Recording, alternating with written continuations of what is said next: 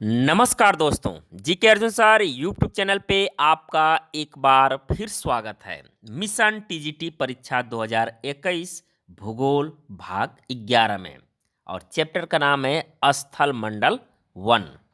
तो चलिए वीडियो प्रारंभ करते हैं। वीडियो प्रारंभ करने से पहले आपसे एक छोटी सी रिक्वेस्ट है, अभी तक आप हमारे चैनल पर नए हैं तो प्लीज़ इस चैनल को सब्सक्राइब करें। सब्सक्राइब करने के बाद बेल आइकन की घंटी को क्लिक करना ना भूलें, ताकि जब भी मैं अगला वीडियो अपलोड करूं उसका नोटिफिकेशन आपके मोबाइल पर सबसे पहले पहुंचे। तो चलिए वीडियो प्रारंभ करते हैं। हाँ, अगर आप लोगों को इस वीडियो का पीडीएफ चाहिए तो पीडीएफ का लिंक भी डिस्क्रिप्शन में दे दिया हूँ, वहाँ से जाकर इसका पीडीएफ भी डाउनलोड कर सकते हैं। इसके अलावा टीजीटी भूगोल के नाम से प्लेलिस्ट भी बना हुआ है हमारे चैनल पर, उसका भी लिंक डिस्क्रिप्शन में दे दूंगा। वहाँ से जाकर इससे जो पिछले 10 भाग है इसको भी आप लोग देख सकते हैं। तो चलिए वीडियो प्रारंभ करते हैं। पहला क्वेश्चन है, पृथ्वी के धरातल पर सर्वाधिक विस्तृत शैलें हैं। तो पृथ्वी के धरातल पर सर्वाधिक विस्तृत शैलें कौन सी हैं? ऑप्शन इसमें दिया है अवसादी, आग्नेय, कायांतरित, ज्वालामुखी। तो सबसे ज़्यादा अगर बात करें विस्तृत की जो है तो वह है अवसादी। आंसर हो जाएगा ए, अवसादी। यानी अवसादी शैल जो है पृथ्वी के धरातल पर लगभग 75% विस्तृत है। कितना है? 75% विस्तृत है। अवसादी प्रकार की चट्टानें होती हैं और अवसादी चट्टानें के गठन का 4 मुख्य तरीकों द्वारा इसका गठन होता है। 4 तरीके कौन कौन हैं? पहला तो मान लीजिए घर्षण द्वारा, जो चट्टान घर्षण होते हैं उसके घुलने से जो बनता है चट्टान, उसको अवसादी चट्टान कहा जाता है। या अवसादों जो होते हैं उसके संचयन से होता है, या इसमें दूसरे चट्टानों के अवशेषों के क्षरण से होता है, और एक है इसमें जीव जनित गतिविधियों के फलस्वरूप अवसादी चट्टानों का निर्माण होता है। अगर बात करें अवसादी चट्टानों के का उदाहरण, तो इसका अवसादी चट्टान के उदाहरण है बलुआ पत्थर, चूना पत्थर, चाक, क्ले एवं सेल होता है। क्वेश्चन नंबर 2 है, भूगर्भ के अंदर पिघला हुआ पदार्थ कहलाता है। तो भूगर्भ के अंदर जो है पिघला हुआ पदार्थ क्या कहलाता है? तो इसको कहा जाता है मैग्मा। आंसर हो जाएगा बी, मैग्मा। तो मैग्मा इसको कहा जाता है, यानी भूगर्भ के अंदर जो पिघला हुआ पदार्थ मैग्मा कहलाता है। और यह ज्वालामुखी से जो है निकले पदार्थ को लावा कहते हैं, और ठोस होने पर जो ठंडा हो जाता है या ठोस में ठंडे हुए मैग्मा को आग्नेय चट्टान कहा जाता है। तो वही मैग्मा है जो ज्वालामुखी के अंदर से निकलता है ये। क्वेश्चन नंबर 3 है, उत्पत्ति की प्रक्रिया के आधार पर आग्नेय शैलों को निम्न किन 2 विभागों में विभाजित किया गया है? तो 2 विभागों में विभाजित किया गया है, तो वह है अंतर्वेधी और बहिर्वेधी। आंसर होगा ए, अंतर्वेधी और बहिर्वेधी। क्वेश्चन नंबर 4 है, पृथ्वी की पपड़ी का आधा भाग बना है। पृथ्वी की पपड़ी पपड़ी या इसी को परपटी भी कहा जाता है। तो पृथ्वी की परपटी, यहाँ पर परपटी भी शब्द दे सकता है, परपटी। पृथ्वी की परपटी का आधा भाग बना है, तो ये किसका बना होता है? तो इसका आधा भाग बना होता है किसका? तो ये बना होता है फेल्सपार से। फेल्सपार या इसी को फेल्डस्पर के नाम से भी जाना जाता है। इसका एक और नाम है जिसका नाम है फेल्डस्पर। फेल्डस्पर या फेल्सपार से। और फेल्सपार में जो है शामिल होते हैं सिलिकॉन जैसे हैं, कैल्शियम है, एल्युमिनियम है, ऑक्सीजन है, ये सब शामिल होते हैं इसमें। तो इसका आंसर हो जाएगा ए, फेल्सपार से।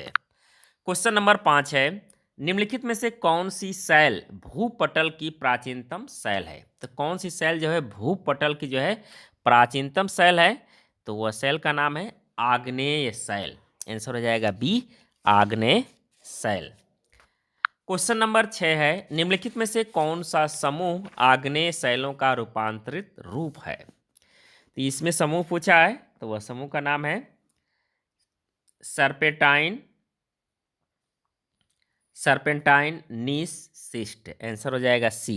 ये सब जो है आग्नेय शैलों का रूपांतरित रूप है। क्वेश्चन नंबर 7 है, निम्न में से कौन सा प्राथमिक चट्टानों की श्रेणी के अंतर्गत आता है? तो इसमें पूछा है प्राथमिक चट्टानों की श्रेणी के अंतर्गत आता है, तो वह है बेसाल्ट, या इसी को जो है असिताश्म के नाम से भी जाना जाता है। क्वेश्चन नंबर 8 है, किन चट्टानों में जीवाश्म पाए जाते हैं? तो चट्टान का नाम पूछ रहा है, तो किन चट्टानों में जीवाश्म पाए जाते हैं? तो ये पाए जाते हैं अवसादी चट्टानों में। तो अवसादी चट्टानों में जो है जीवाश्म पाए जाते हैं। क्वेश्चन नंबर 9 है, सील क्या है? सील क्या है? तो सील जो है कठोर हुए मैग्मा द्वारा निर्मित समांतर चादर है, इसी को सील कहा जाता है। क्वेश्चन नंबर 10 है, निम्नलिखित में से कौन बालू पत्थर के रूपांतरण से निर्मित है? तो कौन जो है बालू पत्थर के रूपांतरण से निर्मित होता है? तो वो है क्वार्टजाइट। आंसर हो जाएगा बी, क्वार्टजाइट। क्वेश्चन नंबर 11 है,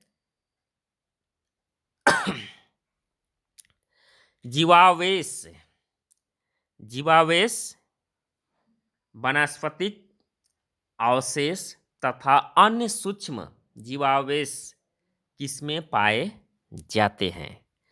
तो ये पाए जाते हैं जीवावेश परतदार चट्टानों में। आंसर हो जाएगा बी, परतदार चट्टानों में। देखिए यहाँ पर परतदार दिया है, इसको अवसादी चट्टान के नाम से भी जाना जाता है। परतदार या इसी को अवसादी चट्टान का नाम भी या अवसादी चट्टान भी कहा जाता है। तो इसका आंसर बी होगा, परतदार चट्टानों से जो है। क्वेश्चन नंबर 12 है, निम्नलिखित में से कौन एक रूपांतरिक चट्टान नहीं है? तो इसमें पूछा है कौन एक रूपांतरिक चट्टान नहीं है?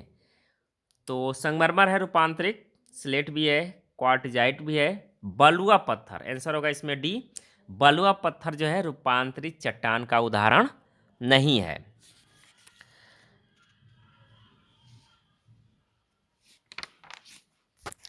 क्वेश्चन नंबर 13 है, अति रूपांतरण वह क्रिया है जिसमें तो इसका आंसर होगा सी, यानी रूपांतरित शैलों का भी रूपांतरण हो जाता है, उसी को जो है अति रूपांतरण क्रिया कहा जाता है।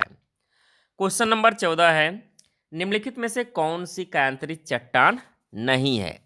तो इसमें पूछ रहा है कौन सी कायांतरित चट्टान नहीं है, तो इसका आंसर हो जाएगा सी, ग्रेनाइट।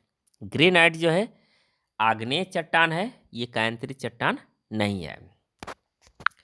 क्वेश्चन नंबर 15 है, निम्न में से कौन एक सुमेलित नहीं है? एक तरफ शिला का निर्माण दिया है, एक तरफ शिला दिया है, तो इसमें कौन सुमेलित नहीं, ये ढूंढना है।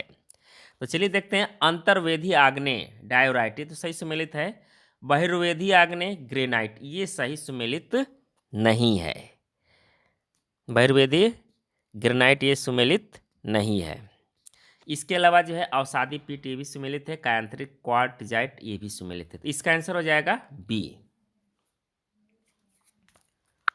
क्वेश्चन नंबर 16 है, सैल तथा बालुका पत्थर पर तापीय अंतर प्रभाव है। सैल तथा बालुका पत्थर पर तापीय अंतर प्रभाव है, तो ये तापीय अंतर प्रभाव है नगण्य होता है। आंसर हो जाएगा सी, नगण्य होता है।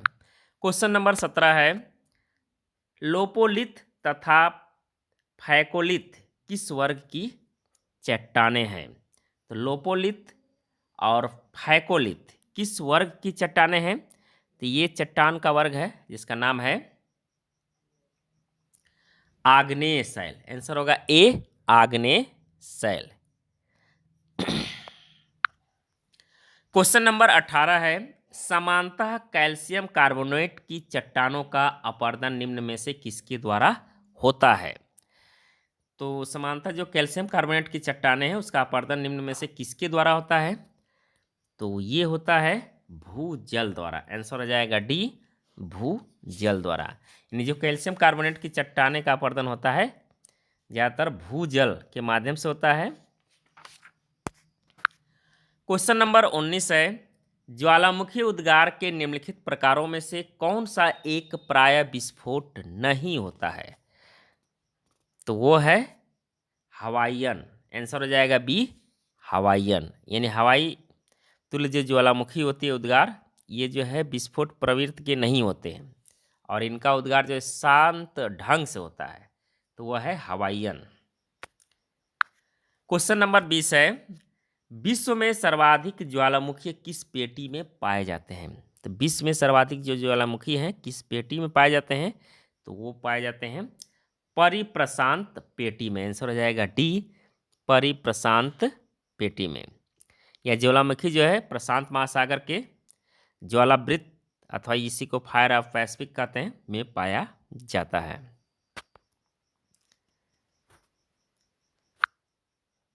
क्वेश्चन नंबर 21 है, निम्नलिखित में से कौन ज्वालामुखी का एक प्रकार नहीं है? तो ज्वालामुखी का एक प्रकार नहीं है, तो वो है चिलियन तुल्य। आंसर हो जाएगा सी, चिलियन तुल्य। क्वेश्चन नंबर 22 है, निम्नलिखित युग्म में से कौन सा युग्म सही सुमेलित नहीं है? यहाँ पर सही सुमेलित नहीं है ये पूछा है, तो कौन सा युग्म सही सुमेलित नहीं है? तो वो है विषुविषय इटली, तो सही सुमेलित है।